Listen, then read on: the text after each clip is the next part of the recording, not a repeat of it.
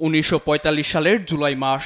New মেক্সিকোর আলামোগোর্দোতে 20,000 KG ক্ষমতার প্রথম পারমাণবিক বোমা পরীক্ষার মধ্য দিয়ে বিশ্ব পা রাখে পারমাণবিক যুগে।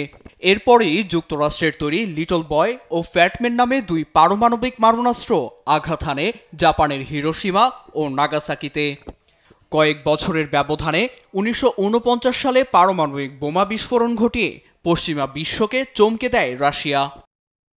1945 থেকে 1996 সালের মধ্যে বিশ্বে 2000-এর বেশি পারমাণবিক পরীক্ষা চালানো হয়। এর মধ্যে যুক্তরাষ্ট্র একাই চালায় 1032টি এবং সোভিয়েত ইউনিয়ন 715টি। শেষমেশ 1996 সালে comprehensive nuclear test ban treaty CTBT স্বাক্ষরের মধ্য দিয়ে কার্যত বন্ধ হয় এসব পরীক্ষা। তবে নির্দিষ্ট চুক্তি মেনে 1974 সালে ভারত প্রথমবার পারমাণবিক অস্ত্র পরীক্ষা করে। এরপর 1998 সালে পারমাণবিক অস্ত্র পরীক্ষা করে প্রতিবেশী দেশ পাকিস্তান।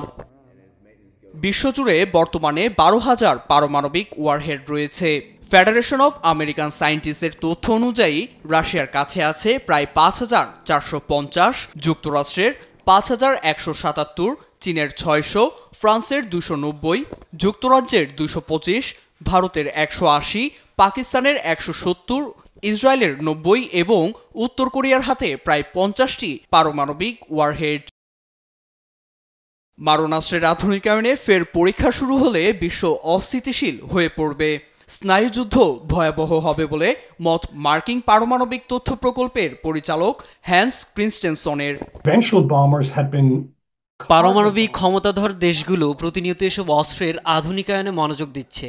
রাশিয়া, যুক্তরাষ্ট্র, ব্রিটেন, ফ্রান্স কেউ এই দৌড়ে পিছিয়ে থাকতে রাজি নয়। এর পেছনে অনেক স্বার্থ কাজ করে।